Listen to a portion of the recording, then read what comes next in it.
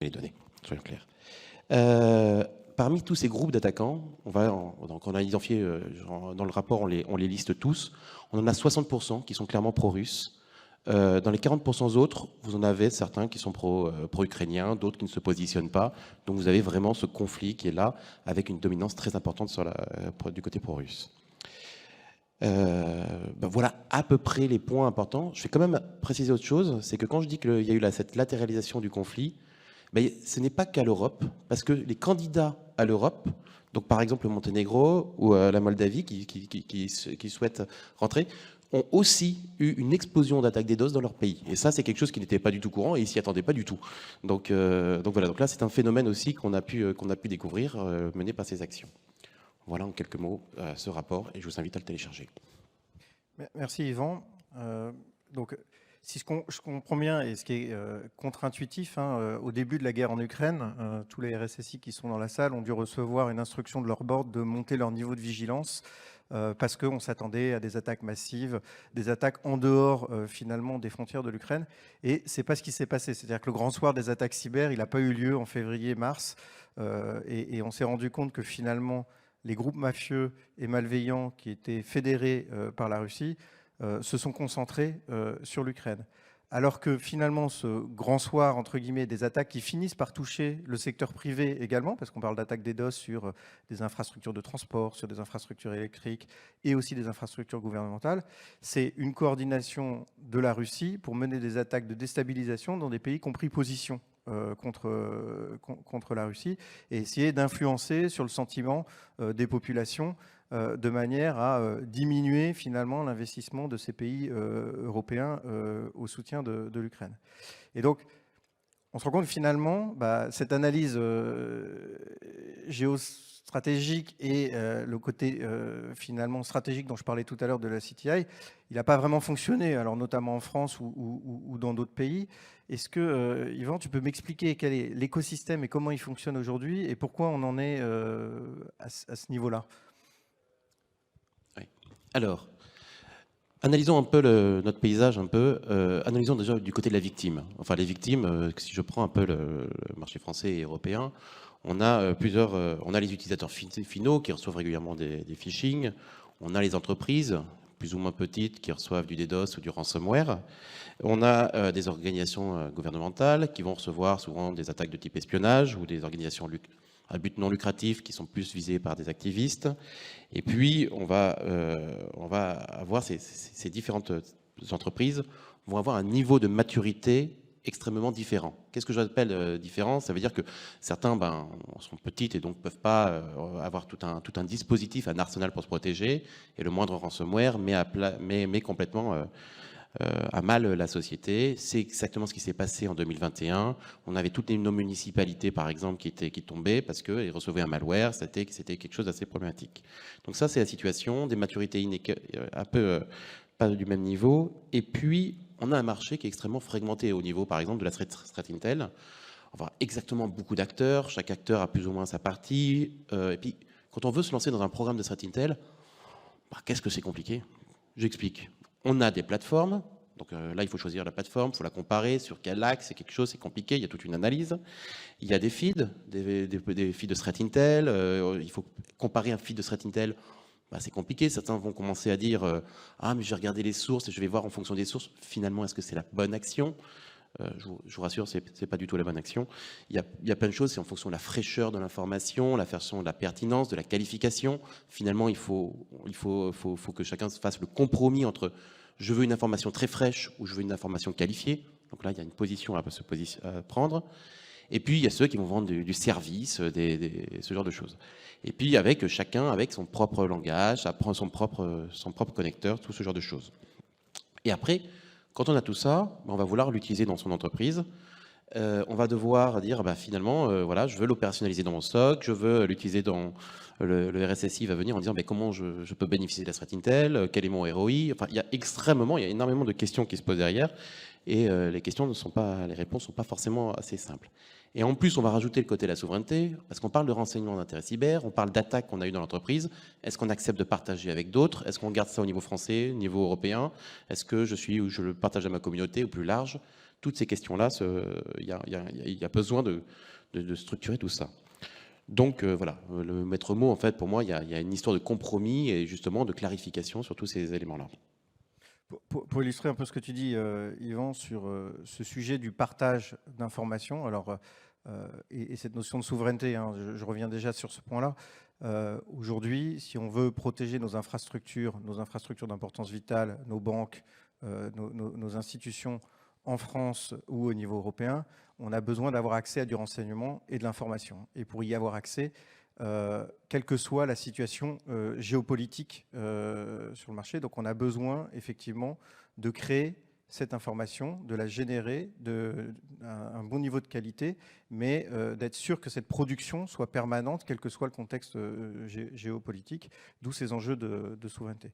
Le deuxième sujet, c'est le partage, tu le disais tout à l'heure, entre deux États. Quand il y a des attaques, on ne veut pas forcément fournir des informations. Fournir de l'information dans la CTI, c'est fournir des informations sur la capacité de détection ou de qualification dont on dispose, et puis c'est fournir des informations sur des attaques qu'on subit dans un contexte parfois qui peut être un contexte de guerre ou un contexte relativement disputé. Je vais transposer cet exemple au niveau de l'environnement civil pour que vous compreniez mieux. Il y a quelques années, on a vu sur le marché une attaque d'un groupe aéronautique via ce qu'on appelle sa supply chain, via un de ses fournisseurs de services IT. Donc ça, c'est une information publique. Mais ce qui s'est passé, c'est que, donc, en respectant toutes les bonnes pratiques, cet acteur a notifié son attaque, expliqué ce qui s'était passé. Et là, tous les acteurs, finalement, du service IT et du service de cyber ont commencé à se poser la question, je fournis également des services à cette entreprise-là. Est-ce que j'ai été victime de cet acteur malveillant pour rentrer chez eux? Est-ce que cette attaque-là a lieu aussi dans mon système d'information et je risque d'être vecteur de rebond dans un autre? Et là, tout le monde s'est retrouvé confronté à des notions de besoin d'en connaître, de secret, de non-partage d'informations sur ce qui s'était passé. Et la CTI, l'équipe de CTI, en fait, s'est transformée en une équipe de ciseaux et de cadres dirigeants qui s'appelaient pour se demander des informations et essayer d'obtenir des éléments pour être sûr qu'il ne se passe rien chez eux. Ça, c'est la situation la pire. C'est-à-dire qu'en fait, on n'est pas du tout dans l'efficacité.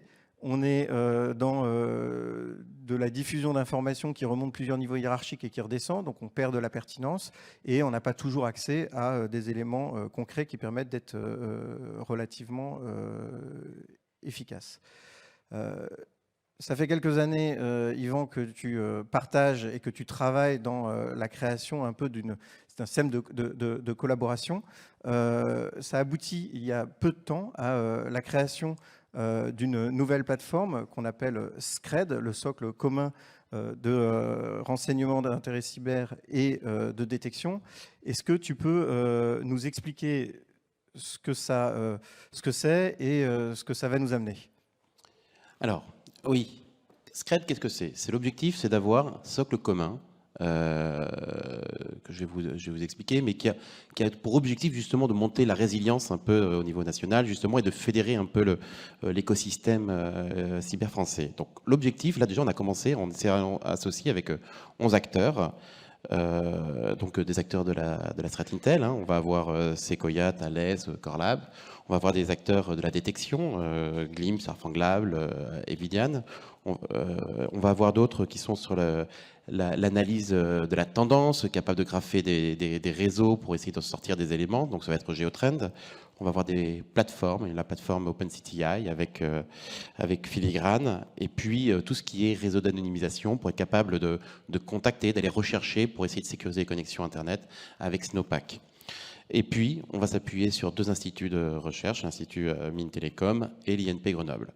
Et donc, on s'est tous réunis autour de la table et on a porté un projet qui a été soutenu dans le cadre du projet de France 2030, c'est ça, dans lequel on a décidé de proposer justement toute une offre et toute une solution technique pour répondre à ça. Alors, qu'est-ce que c'est?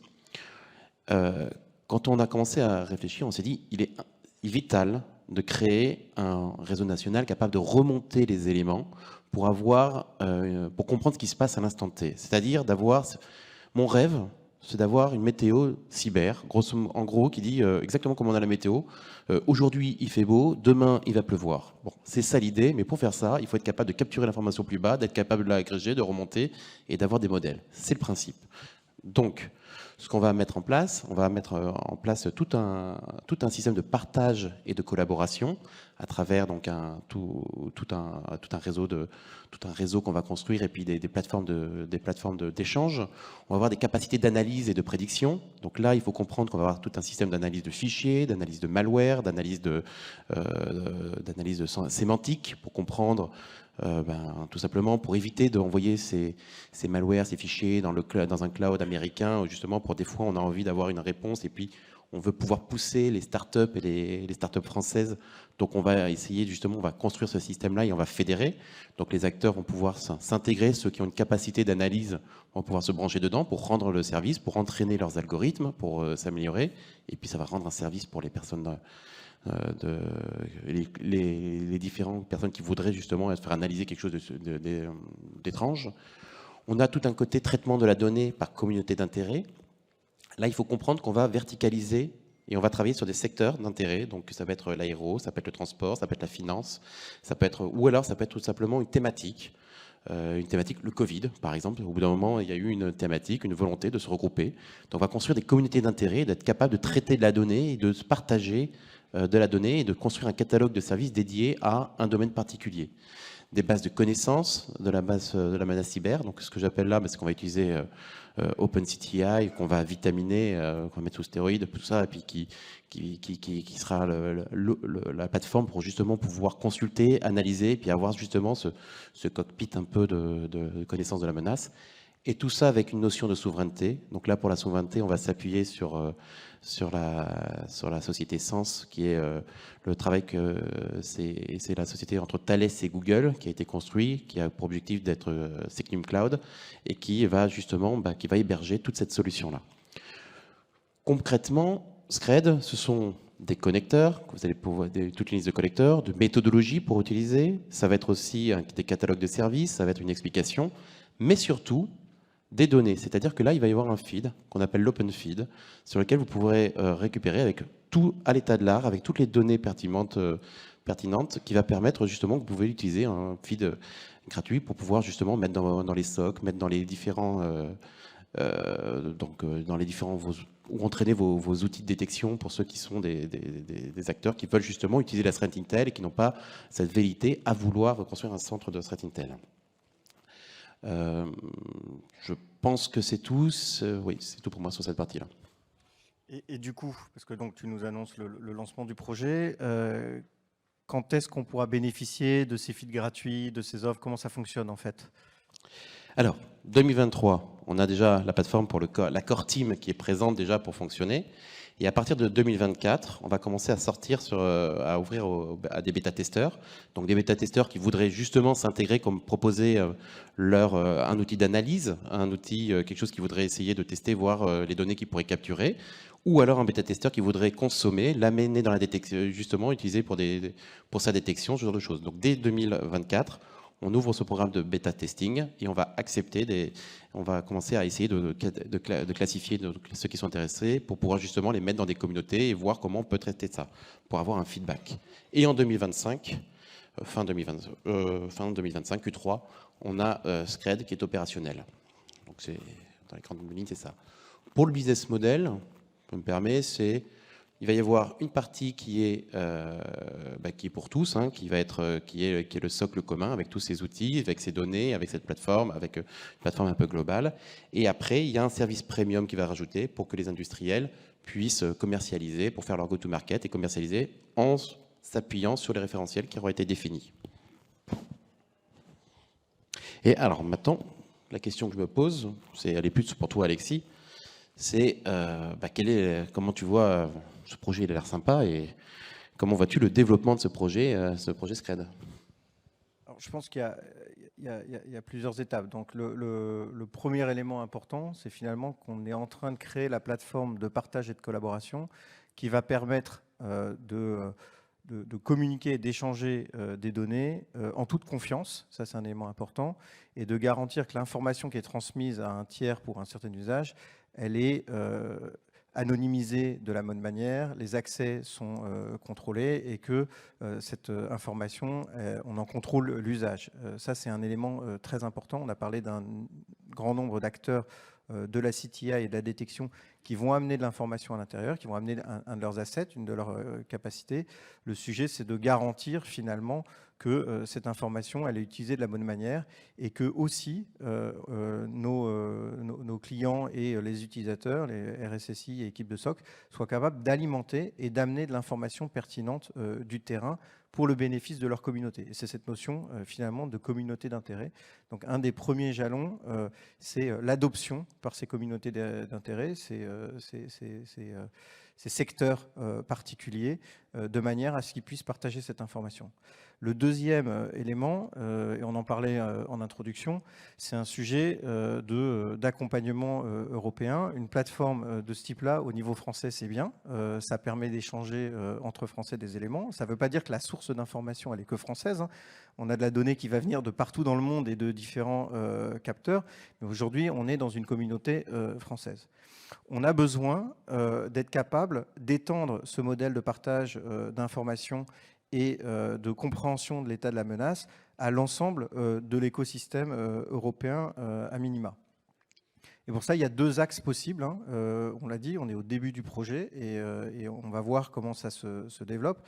La France, je ne vais pas dire que c'est un proof of concept parce qu'on est dans un des pays les plus matures et les plus complexes en termes d'environnement cyber. Donc une fois qu'on l'aura déployé en France, je pense qu'on aura traité tous les roadblocks qu'on pourrait rencontrer dans ce type d'éléments avec des notions de propriété, de secret, etc., qui sont très développées par rapport à d'autres pays. Donc je dirais que si on le développe en France, on arrivera à l'étendre au niveau européen.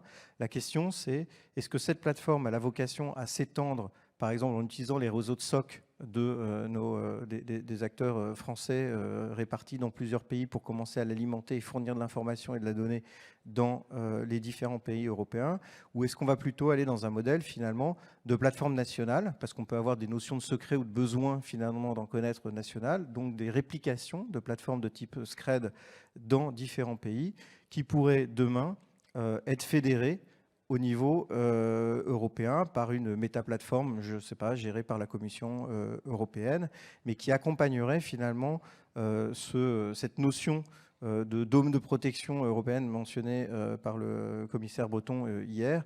Il y a une vraie volonté de monter les capacités de détection et de réponse à attaque. Ça passe par des réseaux de SOC, ça passe par des réseaux de CTI, ça passe par du partage d'informations. Et ces informations, il ne faut pas être naïf, ne se partagent pas comme ça. On a besoin de mettre en place la bonne gouvernance, les bons outils, et c'est à ça que répond Scred dans un esprit de partage. Voilà sur ce qu'on pouvait vous dire de cette plateforme. Il nous reste 2 minutes pour prendre quelques questions. Donc, je vous propose de faire ça. Monsieur. On a une personne à droite, je crois, qui posait une question. Alors, je vais répéter la question dans ce cas-là, mais allez-y.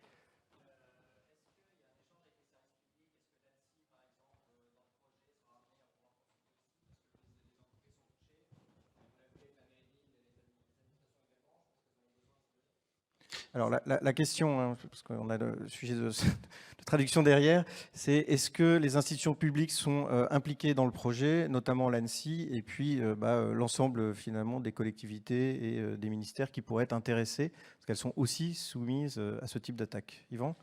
Alors la réponse est évidemment oui, et j'aurais même dû les citer avant. Donc oui, bien sûr, l'ANSSI est évidemment dedans, et même sponsor du projet, et puis nous accompagne, et justement, il nous aidera sur ce projet-là.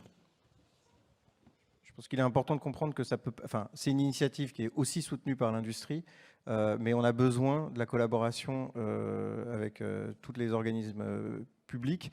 Et en fait, finalement, sur la base de cette idée, la BPI a lancé un appel à projet et on est financé par la BPI sur ce sujet-là. Donc on est vraiment complètement dans un mode de teaming, on va dire, avec les administrations. Une autre question ? Oui, au premier rang.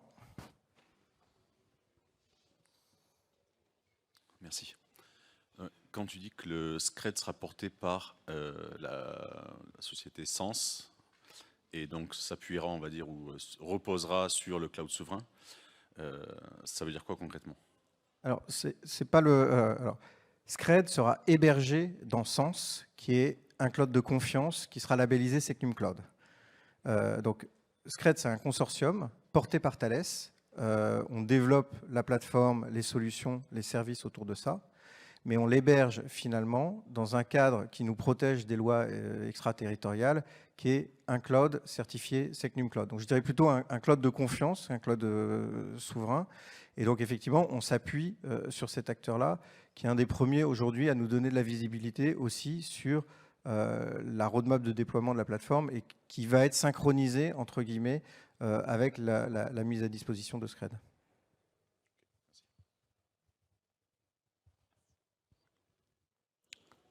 Eh bien, merci beaucoup. Je crois qu'il y a encore une question, si je ne me trompe pas là. On reste à votre disposition de toute façon, à côté au besoin. Attends, je regarde vite fait pour la dernière question. Pardon. Oui, bonjour, merci beaucoup, belle présentation. Juste une question, comment est-ce que vous envisagez de sélectionner la communauté d'intérêt? Parce que vous avez plusieurs possibilités, j'imaginais, vous en avez cité plusieurs. Vous avez des critères ou alors comment est-ce que vous envisagez ça? Alors, on a fait une proposition, quand on a présenté, on a fait une proposition déjà de 9 secteurs d'intérêt. En fait, le principe de la plateforme, c'est qu'on va pouvoir en créer comme on veut. C'est assez facile de pouvoir créer et d'avoir toute l'infrastructure qui va être faite dessus, d'avoir une plateforme, des espaces de partage, ce genre de choses. Ça peut être en fonction des événements, ce genre de choses. Mais là, on est complètement ouvert. En fait, on n'est pas encore fixe dessus. On en a proposé 9 pour se structurer. S'il en faut une autre, c'est à nous de voir. Après, on cherchera probablement des personnes pour l'idée ces communautés d'intérêt. Quand on parle de communauté d'intérêt, on parle vraiment de secteur, finalement, d'activité. De thématique, oui. Encore une question? Vous nous libérez? Alors, je pense ça pour un oui. Merci. Merci beaucoup.